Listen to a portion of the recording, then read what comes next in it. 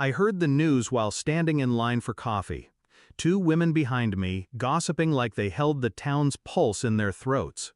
Did you hear about Elise? Her husband vanished last year. Now they're saying he might not come back. The barista called my name. I didn't flinch. I hadn't used it in months. I turned, took my coffee, and walked past them. No one recognized me. Not with the weight I'd lost. Not with the tailored suit and the sharper jawline. Not with the absence of hope in my eyes. 1 year. 1 year since that dinner. 1 year since I buried the man they mocked. I came back to bury something else. The night it all cracked. The wine was too sweet. The laughter too loud. My father-in-law tapped his glass. "If your little startup fails," he grinned, "will you come work for me?" The table erupted. Elise leaned in. "His startup," she scoffed, "is a joke." I smiled, nodded, said only, "Duly noted." They thought I was weak. They mistook my silence for defeat. After dessert, I went upstairs, packed a bag, kissed her on the forehead like a man accepting execution, and walked out. I didn't answer her texts. I didn't explain. I shut everything off and disappeared. My days became methodical. I stayed off the grid, disconnected, slept 3 hours a night, ate like a machine, learned like a machine. 12 months, 12 cities, 2 acquisitions, 1 merger. Then, one morning, Fortune magazine put me on their cover, the billionaire who vanished and rebuilt from ashes. That same day, curiosity got the better of me. I opened a private browser, typed her name. The first thing I saw wasn't her face, it was a headline. "Wife of missing entrepreneur files for death certificate. Filed 6 months ago. Declared me legally dead." Curious, I dug deeper. Bank transfers, mortgage clearance, new luxury car, and one detail that slipped through like a hairline fracture in porcelain. A man.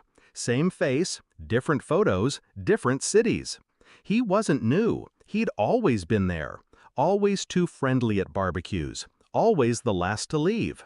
I remembered Elisa's phone always on silent. Her gym bag always zipped tight.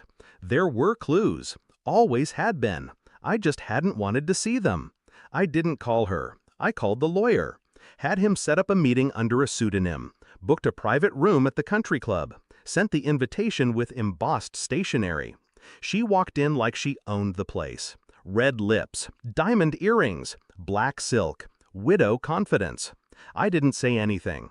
Just slid the folder across the table. Inside, a printed bank statement, flight records, photos, a notarized paternity test.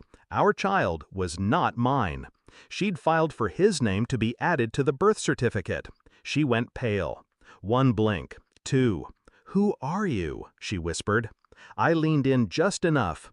Dead men don't speak.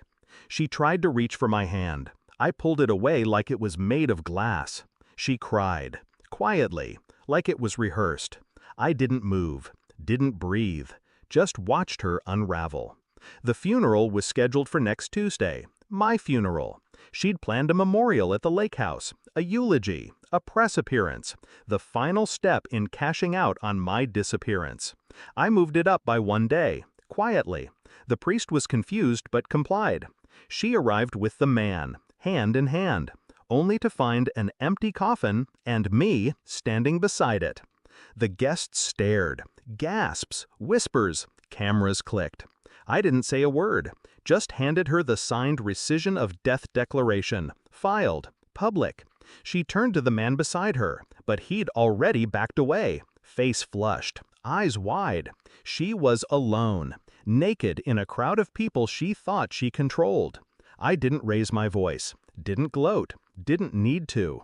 I walked past her, alive, untouchable, reborn, and said only 2 words, "You're welcome." She texted once after that, "Please, let's talk. I made a mistake." I didn't answer. I bought the house across from hers, rented it to a young couple, watched from a private account as her name was dragged through every media outlet that once adored her. She lost the car, then the house, then the man.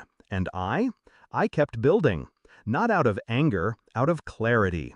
There's something cold about revenge when it's done right. No blood, no screaming, just silence, and the sound of someone choking on everything they thought they deserved. Finality doesn't always come with closure. Sometimes it just comes with distance, and the knowledge that I never had to lift a hand, only disappear, and return a better ghost.